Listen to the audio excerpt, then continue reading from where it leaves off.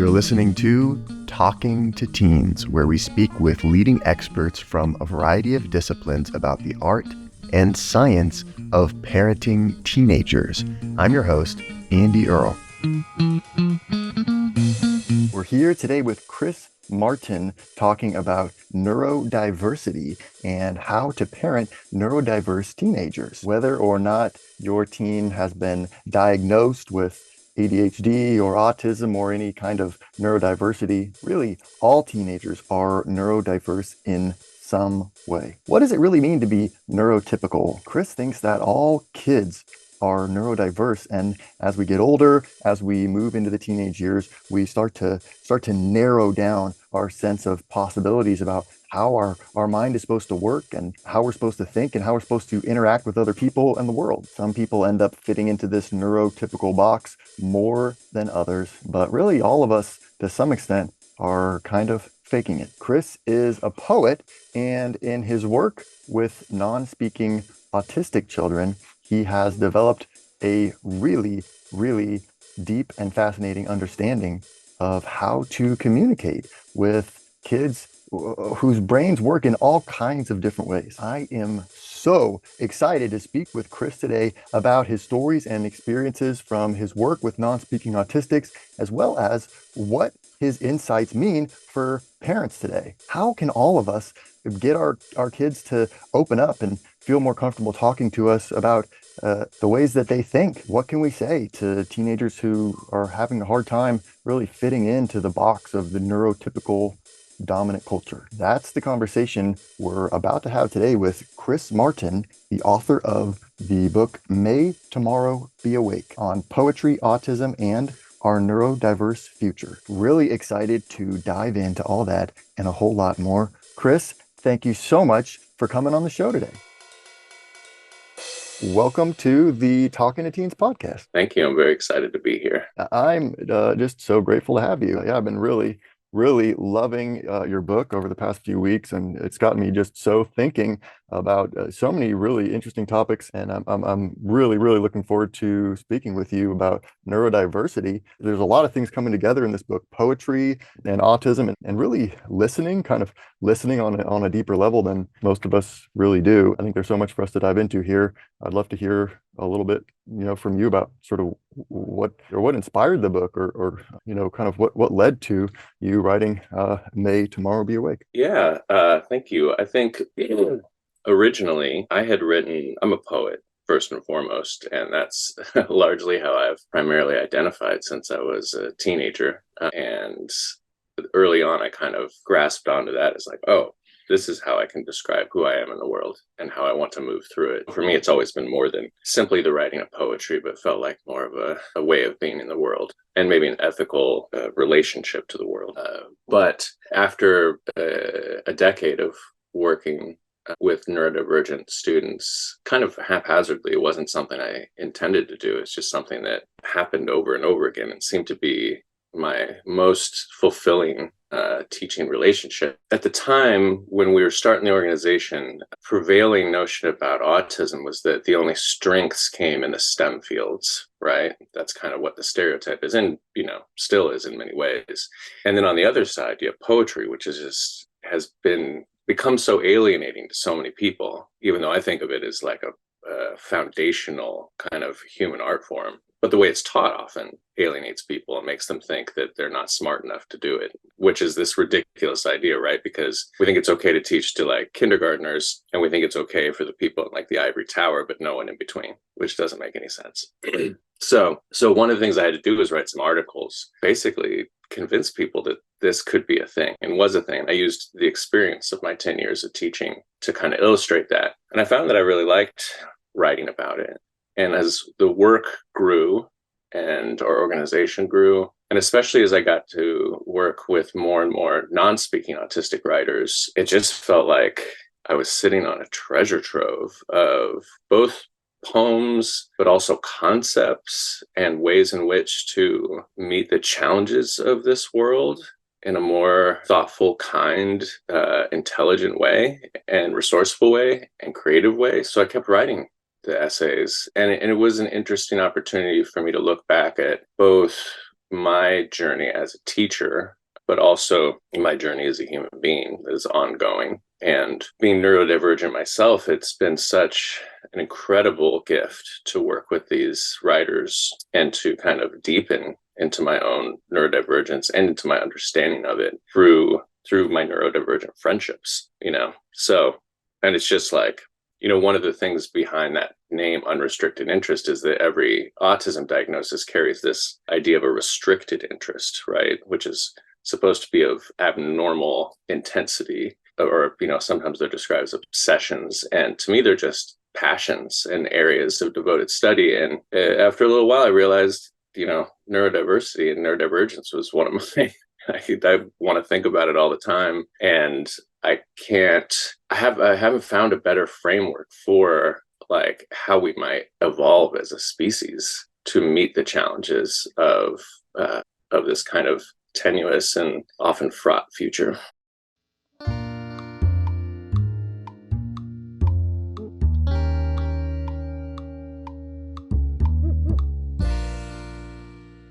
You reframe a lot of things in your book. You talk on page 53 about how when you tell people about what you do, or they hear that you're oh, you work with autistic people, and then the kind of a lot of the responses that you get are, oh, I could never do that, or you're really doing God's work. You should be really proud of yourself. I can't imagine how hard that must be. I think that's just, you're trying to just say something affirming, you're trying to say something nice, but it's so steeped in sort of this bias that we have. That sucks. That, yeah, that must be really bad, or you don't make it sound bad or hard in the book. It's really sounds inspiring and uplifting. And it just really hit me when you mentioned that, just how ingrained this narrative is that we have of like, oh, how, wow, or as a parent, how, you're really hoping your baby is normal.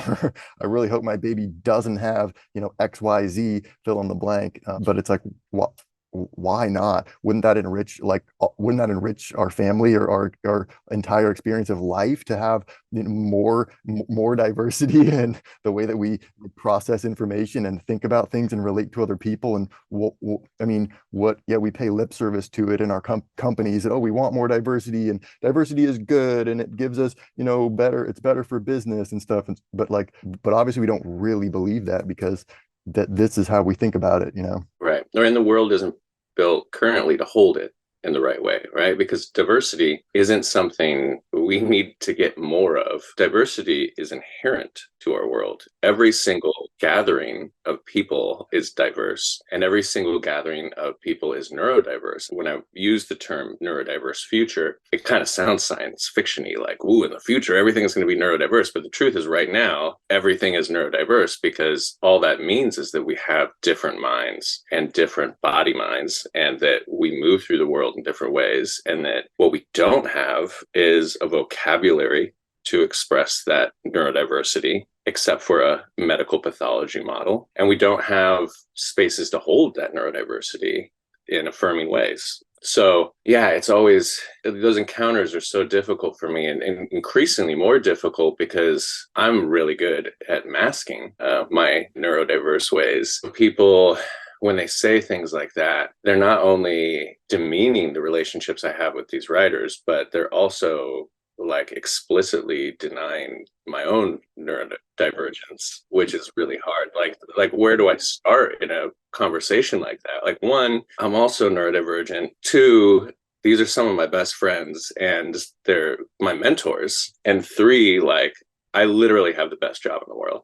I cannot imagine a better possible job. It's really interesting to take those, like the pathology models, and turn them on their heads, because everything in an autism diagnosis has a extremely positive upside if you just tilt the way you think about it, right? So you take a restricted interest, you think about it as a passion. What is often seen around autism is this difficulty to socialize, right? On one hand, that's because autistic people actually pay attention to a much wider range of the phenomenal world, so that they're not just focused on what's going on among the humans, right? They're interested in what's going on among the animals and the plants and the air and the objects around. They live in this animist world in which they really care about everything. in this inclusive way, rather than just saying like, I'm going to tune everything else out and just focus on how people are socially interacting, right? And we need that right now. We're moving into this really intense period of climate change and climate catastrophe, and we need people who can illustrate for us how to see and hear differently when we approach the natural world, and how to understand ourselves to be a part of it in a different way. Right. If you think about another, hallmark of autism is sensory dysregulation. And that's true. Like, I experience it a lot. Things can be way too loud or chaotic for me. It's made it very hard in some ways to be a parent of two extremely high energy boys who were just like me when I was a kid. I think that, the flip side of that sensory dysregulation is if we can find the right conditions, right? If you can find a world that isn't so neurotypically chaotic, intense, autistic people can really tune in to what's happening in a situation, can smell things, feel things that other people don't. And, the majority of autistic people are synesthetic. So they have these experiences that are overlapping, which is really exciting. They smell, the colors. They taste sounds. This is like a real thing that happens among most autistic people. I've always been extremely jealous because I'm not synesthetic. As a poet, I mean, that seems, yeah, that's only going to be helpful. Yeah, come on, give me that superpower. And then there's these great theories that people have that autistic people were the first because they link synesthesia with metaphor. Right? If you experience one thing as another thing, that's the foundation of metaphor. There are these great theories that, among early hominids, there was some autistic, cave person, and they were the first person to come up with metaphor. We only have poetry because of autistic people. So I love thinking about that kind of stuff.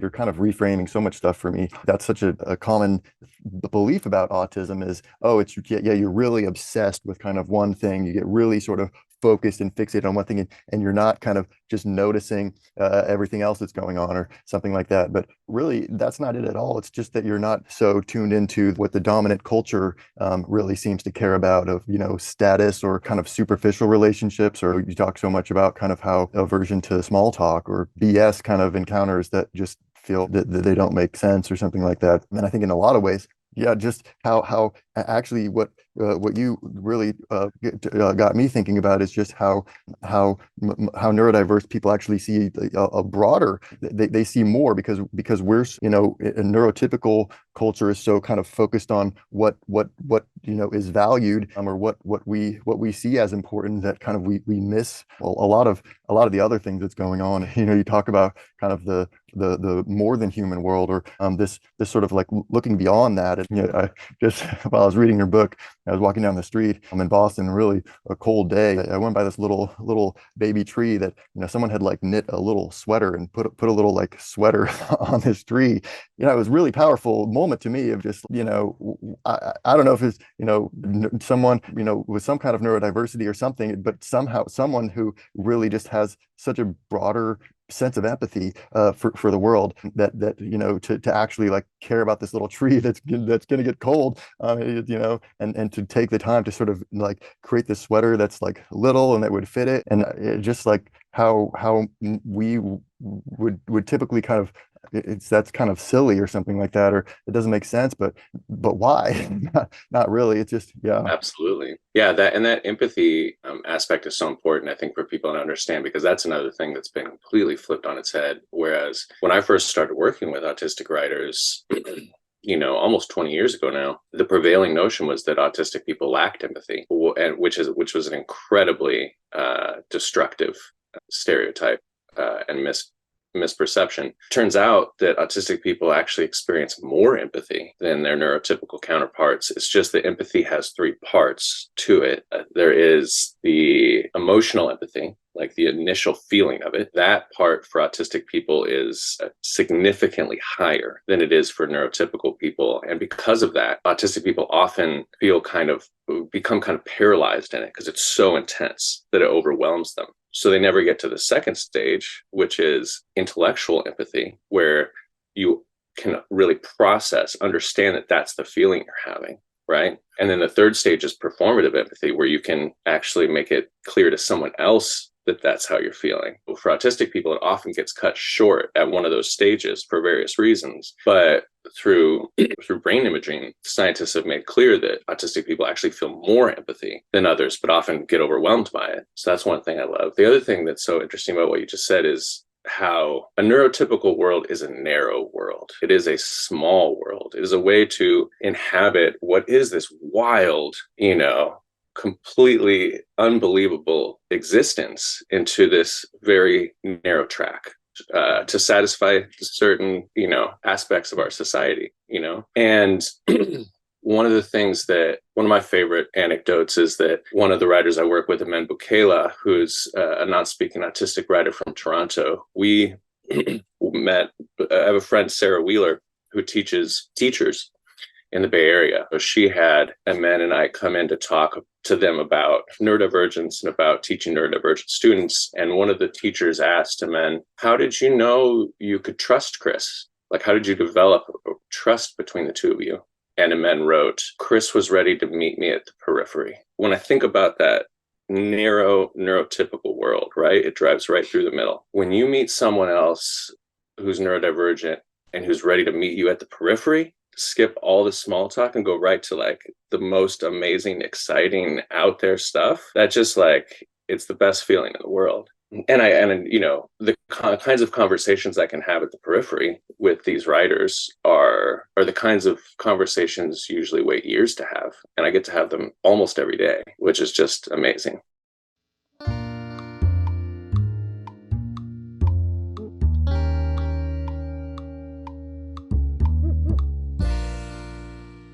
One really powerful example of that in the book is this kid you're working with who really is just in love with Planet of the Apes and knows everything about the film and has seen it so many times and can recite kind of every scene. And you work with him to sort of pull out this really long kind of poem that goes through all of his thoughts on it and sort of relay kind of some depth and really his thinking about it and pass it around to his teachers. There's really a powerful passage in here where you're, just kind of watching the teachers react to seeing this thing written by this child that they had maybe sort of kind of passed off or had not really seen as having that much depth to him. And I love some of the things you say in here, which is that I believe in that moment they were really seeing Mateo for the first time. They had walked through an invisible door and gained entry to his planet. Probably maybe one of the most powerful lines to me of the book is my most uncomfortable suspicion, and I'm hesitant to put it in these terms, was that some part of them hadn't actually believed he was fully human. And I think that's so true, and goes back to what you were saying, before in terms of kind of people's response to, oh, that you work in this field and wow, you work with people who are not really fully human. That must be really hard. But kind of the juxtaposition of that to the fact that really there are seeing the greater world, the more than human world, and sort of how these two truths kind of really collide in your book in a powerful way. Yeah, I mean, my work with that student was the first kind of the first autistic student I got to work with over many, many days when I was just a young teacher in an after-school program in South Brooklyn. And it was so exciting to go back and write the essay about that experience, because I'd held on to that epic poem for a long time and to that story. And it felt like a foundational story to my teaching journey and career. And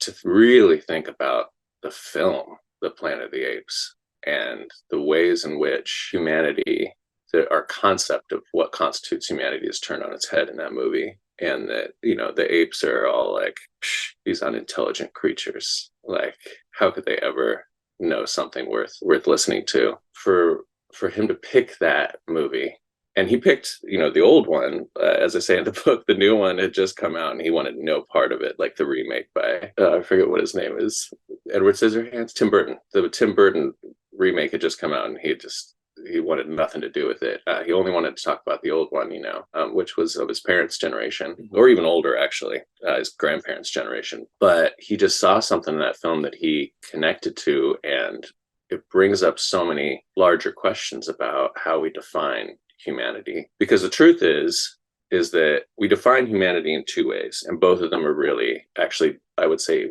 violent. One of them is against the animal, which is ridiculous because we are animals. And in forgetting that we are animals, we separate ourselves from nature, and nature becomes this thing that's part of a beautiful landscape that needs to be preserved, rather than reckoning with the fact that like we are nature and we need to be engaged with nature on the most fundamental levels, rather than having be this thing apart from us, right? And the other thing is that when we say someone who is like fully human, when we say even the word human, we don't think about all humans. What we really think about, whether we want to admit it or not, is someone who looks a lot like me, someone who is white, someone who is male, someone who can pass as straight and able and neurotypical, who has generational wealth.